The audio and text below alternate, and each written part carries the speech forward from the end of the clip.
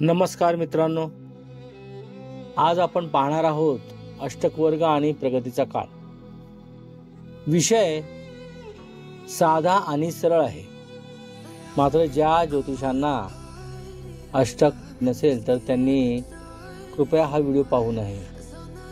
मात्र जर अभ्यास करायचा असेल तर तुम्ही नक्की पहा. तुमच्या अभ्यासात भरच पडेल.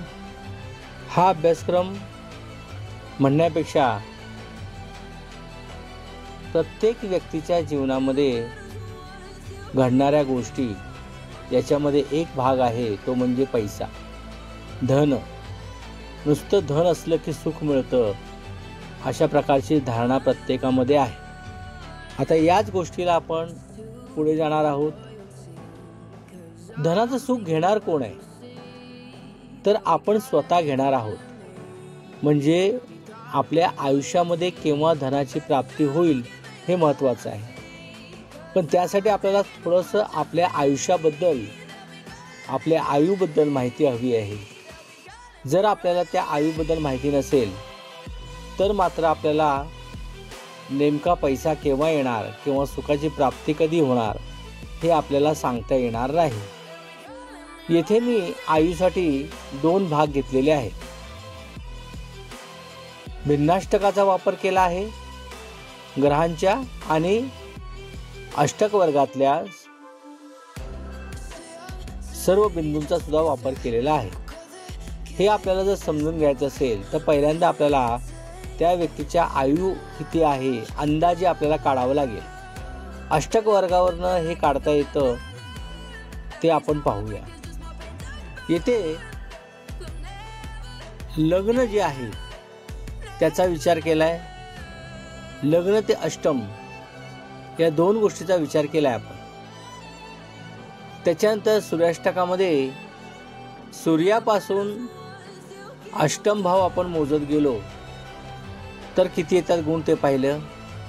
अशाच प्रकारे प्रत्येक ग्रहापासून त्याच्या अष्टमापर्यंत जे गुण मिळालेले आहेत त्या मिळालेल्या गुणांचा आपण वापर करणार आहोत. आपल्या लक्षात आलेलं आहे की लग्नापासून अष्टमात 4 गुण मिळाले आहेत. त्यानंतर सूर्यापासून सूर्य पंचमात आहे आणि तिकडनं आपण जर मोजले तर आपल्याला द्वादश भावामध्ये 4 गुण मिळायला लागले आहेत.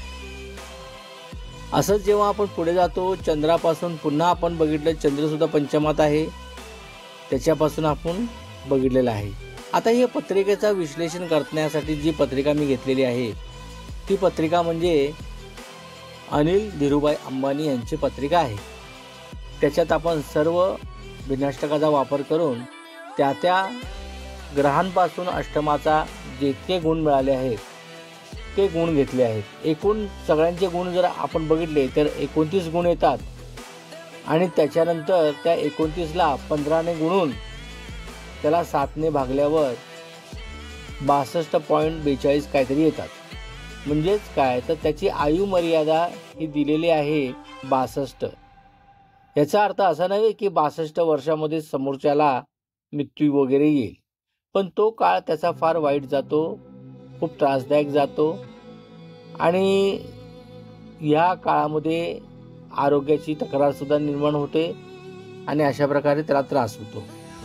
आता हा एक भाग झाला. अंदाजे आपल्याला कळालं की समोरच्या व्यक्तीचं 62 वय, त्याच्यामध्ये आपण 5 वर्ष अधिक करूया, 5 वर्ष वजा करूया, आपल्याला सरासरी आपल्याला ते सापडतं.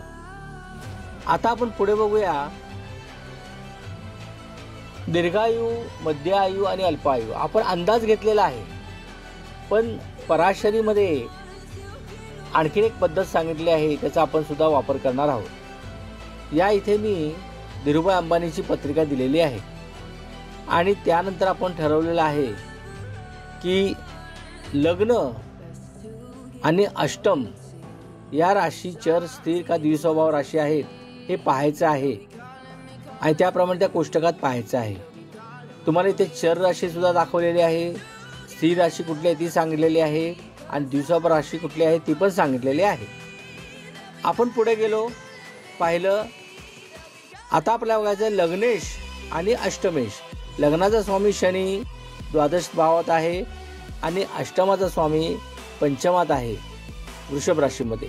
इथे सुद्धा दिलेला आहे, आपण दाखवताना मी हा सुद्धा भाग इकडे कव्हर केलेला आहे.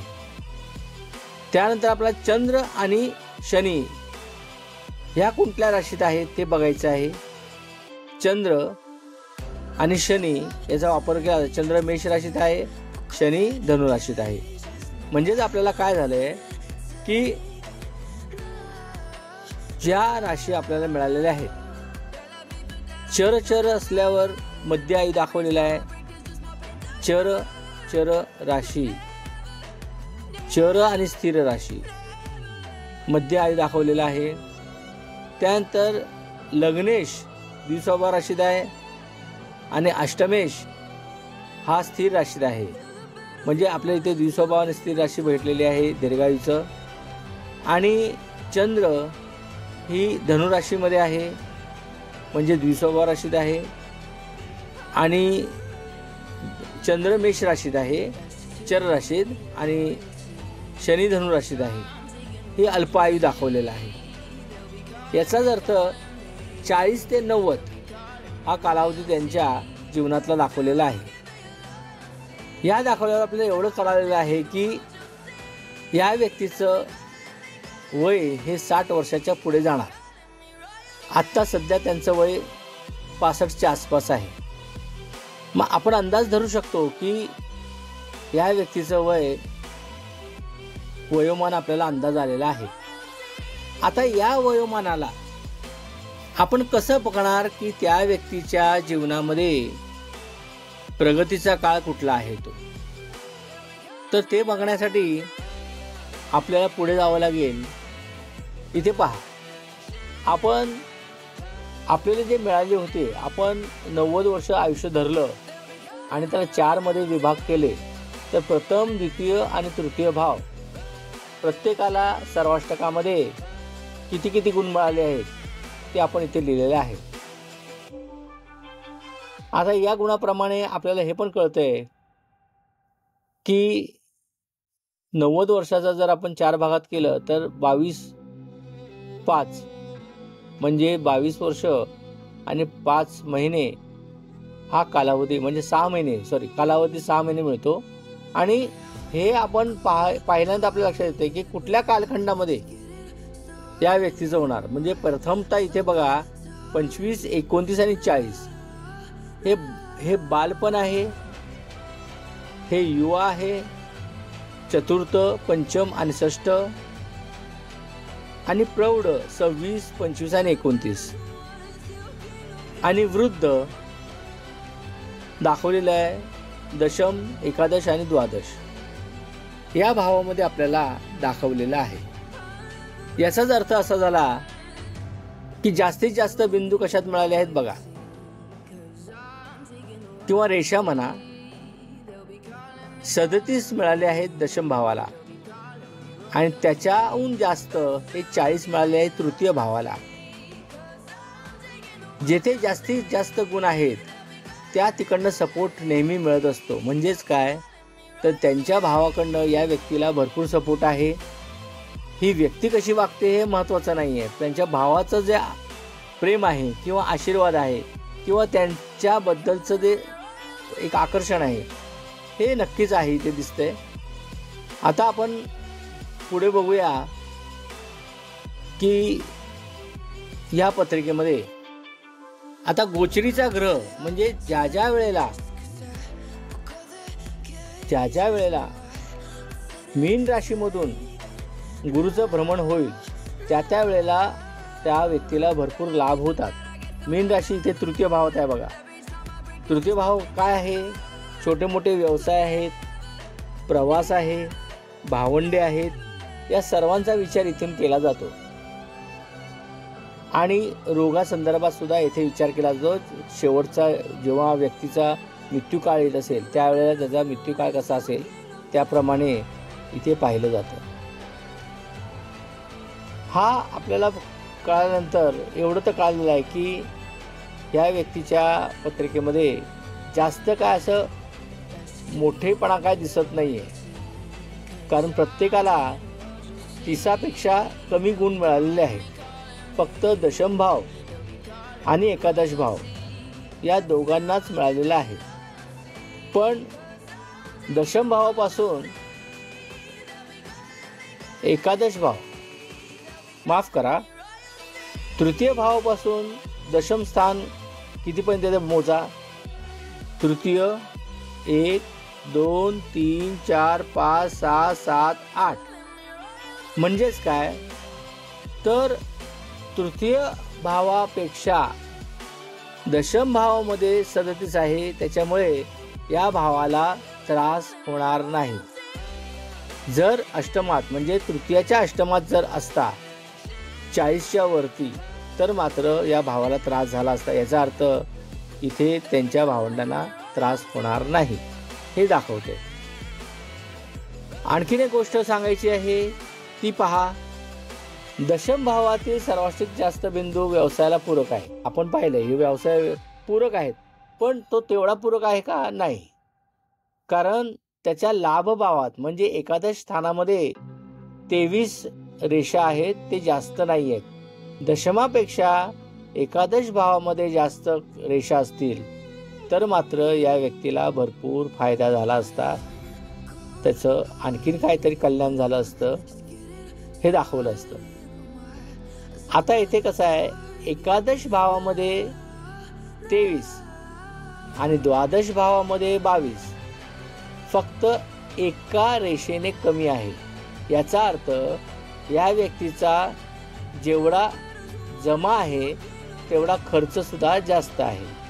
म्हणजे जेवढे पैसे येतात तेवढे खर्च सुद्धा करतो. म्हणजे 10 रुपये कमवले तर 9 रुपये घालवतो आणि त्यातला 1 रुपया ठेवतो. या प्रकारचं हे दिसतंय. एकादश स्थानाची रेषा द्वादश पेक्षा कमी रेषात म्हणजे एकादश स्थानामध्ये त्या एकादशपेक्षा हे कमी असल्यास धनसंपत्ती वाढते असं म्हटलेलं आहे. पण इथे वाढण्याची शक्यता फार कमी दाखवते, कारण एका बिंदूचा फरक पडतोय किंवा एका रेषेचा फरक पडतोय आणि त्याच्यामुळे या व्यक्तीला धनसंपत्तीमध्ये एवढं काही फायदा होत नाही. मगाशी आपण पाहिल्याप्रमाणे कालखंड पाहिला. आपण कुठल्या कालखंडामध्ये जास्त बिंदू आहेत ते आपण पाहिलं का? इथे बघा, प्रथम भावामध्ये 25 29 या सर्वांची बेरीज करा. बेरीज केल्यावर तुमच्या लक्षात येईल की ज्या कालखंडामध्ये जसं मी सांगितलं की प्रथम ते तृतीय बालपण, चतुर्थ ते षष्ठ तरुणपण, सप्तम ते नवम प्रौढ आणि दशम ते द्वादश हे वृद्ध. व ज्या कालखंडामध्ये जास्त संख्या असेल तो कालखंड सगळ्यात चांगला जाणार, लाभदायक जाणार हे आपल्याला स्पष्ट जाणवते. मित्रांनो, साधा सरळ प्रकार केलेला आहे, जास्त त्यात लवाजमा केलेला नाही आहे. तुम्हाला समजेल, सोप्या पद्धतीने समजेल. सर्वाष्टकाचा वर्ग इथे ठेवून दाखवलेला आहे. भिन्नाष्टकाचा पण वर्ग केला आहे आपण आणि त्याप्रमाणे तुम्ही जर पत्रिका बघितलीत, 2-3 वेळा व्हिडिओ बघितला तर तुम्हाला ते लगेच लक्षात येईल. आणि हा अष्टक वर्गाचा कोष्टक तुमच्या हल्ली बरेच सॉफ्टवेअरमध्ये आहेत. तुम्ही तेथून बघून एक अंदाज बांधू शकता आपल्या आयुष्याचा पण आणि आयुष्याचा कालखंड, आणि आपल्याला लाभ होईल का हानी होईल, आपल्याकडे पैसे राहतील की नाही राहतील हे सुद्धा तुला समजेल. तर मित्रांनो, याच्या पुढे नवीन व्हिडिओमध्ये आपण येऊया आणि पाहूयात. लाईक, सबस्क्राईब आणि शेअर करायला विसरू नका. पराशर ज्योतिष विद्या मंदिरमध्ये आपल्या सर्वांचे स्वागत आहे. नमस्कार.